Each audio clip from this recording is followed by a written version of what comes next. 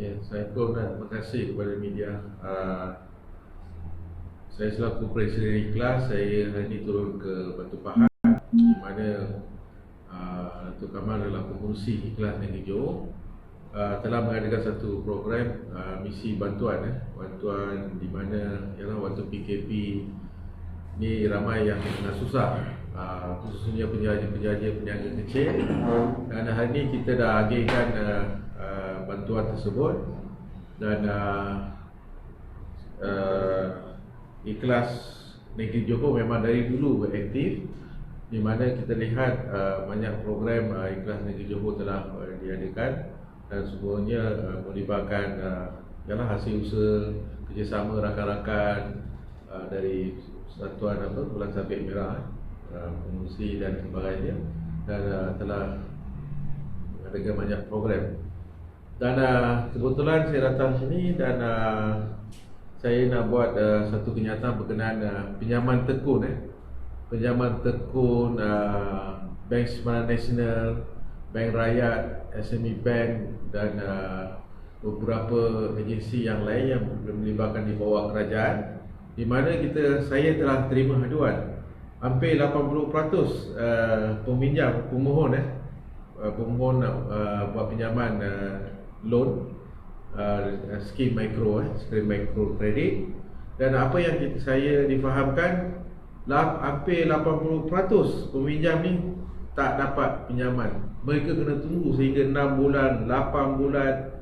Pilihan raya tak lama lagi. Bila mereka nak dapat pinjaman? Adakah lepas pilihan raya? Jadi saya harap kerajaan melalui Yang Amat Tan Sri Muhyiddin perlu ambil berat tentang isu ni. Hari ni kita perlu ingat peniaga-peniaga kecil lah akan boleh dikatakan hampir 50% pengundi dalam negara ini adalah peniaga-peniaga kecil yang duduk meniaga tepi jalan, dalam rumah dan sebagainya. Adalah 50% adalah pengundi. Dari jumlah undi yang ada dalam negara ini, boleh dikatakan 14 ke 15 juta pengundi, separuh adalah pengundi ini adalah peniaga-peniaga kecil. Dan hari ini kerajaan perlu ambil berat agensi-agensi yang mana masih memberi berbagai alasan. Walaupun ada surat sokongan pun memang tak lepas pinjaman loan tersebut. Memang tak lepas. Jadi kita khawatir di mana dalam situasi susah begini, apabila pinjaman tersebut tak dapat, akhirnya semua usahawan gulung tikar dan bankrupt. Hari ini kita perlu ingat penyumbang besar cukai adalah datang daripada peniaga-peniaga ni, peniaga-peniaga, dan saya harap agensi-agensi yang terlibat ni perlu ada satu guideline. Kalau pemohon tu berjuta orang buat pinjaman pun perlu ada had masa dia, sebulan ke 2 bulan ke, jangan tunggu sampai 8 bulan. Apa nak berlaku kepada usahawan tersebut, peniaga-peniaga kecil ni? Jadi apa yang kita lihat hari ini, kita lihat agensi-agensi yang terlibat ni ada yang tak ambil berat, sambil lewa je mereka proses pinjaman ni. Kononnya bagi alasan ramai memohon pinjaman dan sebagainya. Dan apa fungsi kita? Sedangkan bank swasta pun lebih efisien, ada maklum balas jawapan. Kenapa kita sebagai duduk bawah kerajaan kita mengambil masa sambil lewa? Dan dia akan bercakap dengan kenyataan Yang Berhormat PM kata nak bantu peniaga kecil dan sebagainya. Kenapa kita nak pinjam tau, bukan kita minta, kita nak pinjam. Pinjaman pun susah nak dapat, macam mana? Proses dia, maksudnya proses dia mengambil masa yang panjang. Saya harap Kementerian Kewangan perlu memandang serius dalam isu ni. Perlu memandang serius, perlu bagi arahan kepada agensi ini supaya perlu bertindak lebih efisien. Jangan menyusahkan Perdana Menteri saja. Kerana Perdana Menteri dah umumkan, yang pelaksana siapa? Peringkat bawah lah kena laksanakan perkara ni. Ada apa-apa soalan? Berapa peniaga yang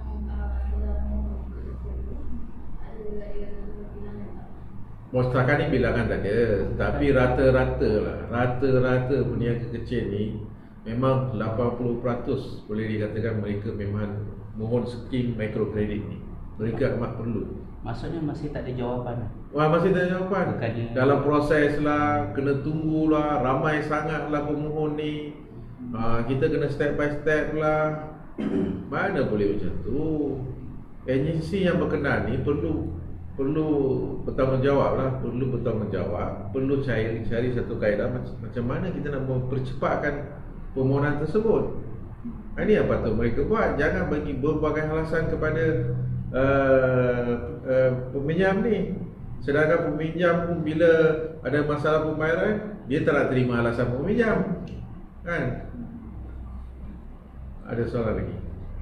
Berlaku di seluruh Malaysia tu? Ya, khususnya yang masalahnya dengan tekun ni. Tekun bermasalah. Sebenarnya tekun paling mudah sekali boleh dapat proses dia dan sebagainya. Kali ini memang susah sangat. Jangka panjang masa tu selama 8 Ada yang 6 bulan masih lagi belum dapat.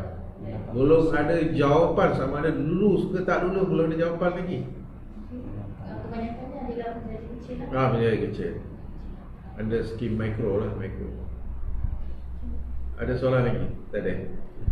Okey. ahli ikhlas seluruh Malaysia? Seluruh Malaysia ada 160,000 je, termasuk Sabah Sarawak.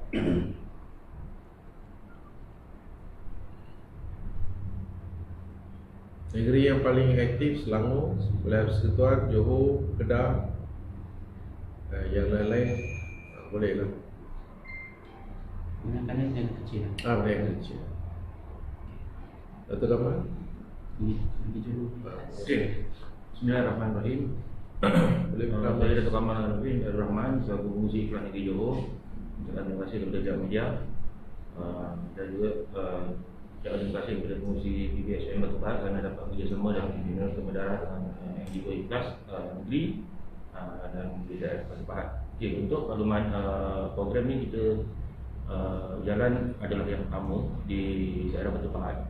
Okey, program bersama dengan PBSM. Sebelum ni kami bergerak secara aktif di bawah penjaja, peniaga-peniaga pasar malam dan sebagainya di beberapa daerah seperti Pasir Gudang, Johor Bahru, Rakin, Indah Skandar Puteri, di Keluang, di Batu Pahat, di Baik Raja dan sebagainya. Sebelum ni kami telah banyak membantu kes-kes yang kami hadapi lah, seperti bazar, tapak bazar dan sebagainya sebelum ni lah. Tapi untuk ahli-ahli ikhlas kami pun telah banyak membantu dari segi sumbangan, pembangunan usahawan, kursus dan sebagainya lah daripada ikhlas. Mana di negeri Johor saya sasarkan pada pekan datang boleh mencapai lebih dalam 2,000 ahli lah. Dan sebelum ni kami dalam 300 sebelum ni yang kami aktif mula. Okay, untuk seluruh negeri Johor lah. Jadi pihak kami mengharapkan daripada situasi NGO dan sebagainya, kerajaan negeri ada mengeluarkan pembiayaan untuk dalam konteks agensi-agensi yang lain kepada peniaga-peniaga dan sebagainya, pertubuhan dan sebagainya, seperti yang dibuatkan oleh kerajaan PN seperti ini. Dan kita harap mana-mana agensi boleh dapat meluluskan dengan segera ke atas pinjaman-pinjaman tersebut lah. Dan kita pun ada beberapa kali menghantar surat kepada beberapa pihak PBT untuk mendapatkan pandangan dan sebagainya supaya tempat lot peniaga pasar pagi ataupun uptown dan kabut sale, food truck punya tapak kan, untuk peniaga-peniaga penjajah kecil kita yang mengada lah. Kami dah bergerak lebih kurang 8 tahun ada kan, lebih kurang 8 tahun lah di negeri Johor. Kami adalah paling awal lah sebelum ni, dan kami harap apa yang kami buat hari ini dapat perhatian daripada kerajaan negeri dan pihak kerajaan selama yang kita membantu untuk memperjuangkan nasib usahawan-usahawan, peniaga-peniaga dan penjajah kecil dari segi isu tapak, dari segi isu pembiayaan, dari segi isu formality kepada pihak permasalahan antara PBT dengan peniaga, macam mana kita hadapi nak menyelesaikan berbagai masalah tersebut. Walaupun dalam kekangan tersebut, tapi kami berjaya, ada track record yang kami seperti di Pasir Gudang, seperti di Labis, lepas tu di Segamat, di Batu Pahat, di Keluang, di kota tinggi dan sebagainya lah. Dan kita juga ada terlibat dalam misi bantuan banjir pada yang lepas, misi banjir, kita dah ada turun padang di Keluang, Sepanggang dan sebagainya bersama rakan-rakan kita kan. Dan kita telah beriman kepada masyarakat dan kita ada bersama dengan pihak-pihak yang lain. Itu yang kita aktifkan. Sepanjang MCO ni ada masalah tak kalau kecil kat Johor? Okey, dari segi MCO ni permasalahannya adalah tapak perniagaan mereka tak boleh beroperasi. Tapi alhamdulillah dengan kebangkitan Presiden kita dari peringkat isu nasional telah dibawa kepada peringkat negeri, PVT dan sebagainya, dan dapat kelulusan daripada pihak kerajaan untuk membuka balik tapak pasar malam ataupun tapak-tapak perniagaan untuk penjajah kecil lah. Berserta juga terima kasih juga kepada kerajaan negeri kerana memberi percuma lesen perniagaan kepada saya untuk penjajah kecil, di mana yang diwawalkan dari peringkat nasional pergi kepada negeri-negeri dan kepada PVT. Itulah yang kita dapat maklumkan apa yang tindakan kebaikan dan sebagainya. Mungkin ada seperti isu peniaga. Perlu jelaskan tak mungkin ada perbezaan daripada peniaga kecil di sini dan juga Okey, peniaga kecil ni permasalahan tu lah, bila keadaan MCO ni mereka terbeban dan sebagainya dan tak dapat aktif dalam perniagaan, dan premis-premis yang ada terpaksa tutup dan sebagainya. Dan satu lagi daripada peniaga-peniaga ni adalah daripada warga asing, parti dan sebagainya yang menduduki premis-premis sekarang ni lah. Walaupun kita bertindak, beraduan dan sebagainya dengan mengambil pendekatan kepada pihak kerajaan, dan kita salurkan maklumat-maklumat ni, peniaga-peniaga asing ni pun masih lagi beroperasi seperti Pakistan dan sebagainya, Bangladesh dan sebagainya kan. Jadi ini harus ditangani segeralah, sebab perbezaan antara perniagaan premis dengan penjajah kecil dia berbeza. Jadi perniagaan yang tu ada di premis dan regulasi dia berjalan. Ada pihak PBT yang tidak membenarkan perniagaan berjalan dan dia letakkan pada satu kawasan-kawasan yang tidak memberi efektif lah untuk perniagaan maju dan sebagainya. Dan ada kawasan-kawasan perniagaan bazar barat dan uptown tu tak dapat dibuka balik semula seperti mana di Pasir Gudang, yang kita tak hantar surat untuk beri semula tapak perniagaan kepada penjaga pasar malam yang telah bermula, lepas tu diberhentikan atas sebab-sebab yang tertentu lah oleh pihak-pihak PBT tu lah. Okey, boleh sedikit komen mengenai isu semalam di Selangor? Apa dia? Isu PBT di Selangor. Okey. Dari pihak Taman, dari Polisi itu ada komen. Okey.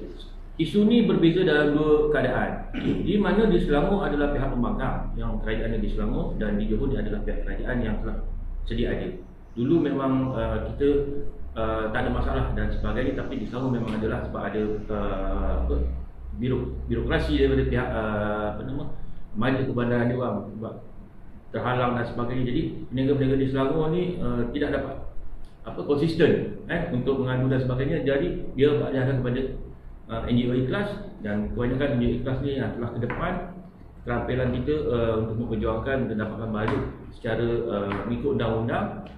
Dan permasalahan adalah datang daripada pihak PBT sendiri, sama ada melalui undang-undang ataupun tidak. Itu pihak Ikhlas kita telah cuba koordinatkan dan sebagainya untuk menyelesaikan isu di Selangor. Okey, di Johor pula isunya tak berbangkit. Okey, isunya tak berbangkit dari segi birokrasi. Ada sikit tapi tak menyeluruh kan, kalau untuk dibangkitkan daripada isu-isu peniaga. Cuma hanya tapak-tapak perniagaan tu aja yang sekarang ni terjejas kekangan dan sebagainya. Dari segi yang lain tu soal perundangan ada, tapi tak menyeluruh, orang kata tak hangat seperti macam di Selangor. Sebab di Selangor ni memang kita perjuangkan untuk penjaga uptown dan pasar malam tu dan seperti di Dana Kota, di Kajang, Semenyih, di Puchong, baru-baru di Puchong dan sebagainya. Tapi inisiatif daripada Selangor lah yang kita bawa kepada Johor. Kita nak tengok apa kaedah pihak PBT ni ada permasalahan dengan peniaga ataupun peniaga ada permasalahan daripada PBT. Jadi dua ni keadaan berbeza di dua negeri. Di negeri Johor nampak alhamdulillah, tapi ada sikit yang terpencil. Yang saya hadapi situasi ni adalah di MPPT Pasir Gudang. Itu memang kita dah tahu dah. dia punya senario dengan dia punya keadaan dan sebagainya kita dah tahu.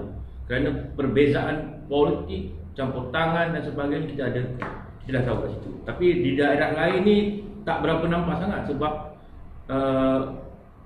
ke depan dia orang ni tak nampak. Kan? Permasalahan dia orang tak nampak lah. Ada tapi dia orang kata sebilangan kecil lah. Tapi di Pasir Gudang ni ada satu isu yang hangat di beberapa kawasan-kawasan pasar malam. Itu yang di sana ada sikit lah campur tangan politik dia orang kan.